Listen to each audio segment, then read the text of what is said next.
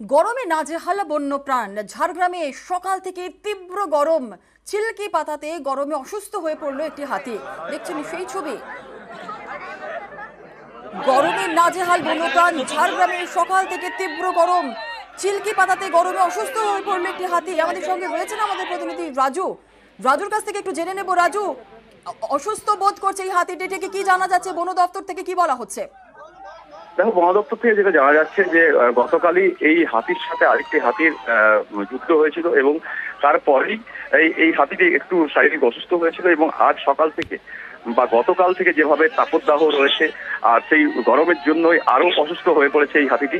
ইতিমধ্যে যে সেখানে যে জলাশয় রয়েছে সেই জলাশয়ের মধ্যেই সেই হাতিটি রয়েছে। বন দপ্তরের কর্মীরা ঘটনাস্থলে গিয়ে পৌঁছেছে এবং হাতিটিকে যাতে সুস্থ করা যায় তার জন্য সমস্ত রকমের পরিকল্পনা করছেন। ইতিমধ্যে এই হাতিকে দেখতে ভিড় করেছেন স্থানীয় মানুষজন, কারণ যেভাবে হাতিটি জলাশয়ের মধ্যে রয়েছে এবং যেভাবে তীব্র দাবদাহ চলছে সেক্ষেত্রে আজ প্রায় 40 ডিগ্রি তাপমাত্রা রয়েছে। আর তারই ফলে হয়তো আরো হাতিটি অসুস্থ বোধ আরো বেশি হচ্ছে। সেক্ষেত্রে ওআরএস এবং সেই হাতিটিকে যাতে সমস্ত রকমের প্রক্রিয়া ট্রিটমেন্ট করা যায় তার জন্য বন দপ্তরের তরফ থেকে বিশেষ ব্যবস্থা নেওয়া হচ্ছে। বেশ, একেবারে ধন্যবাদ রাজু।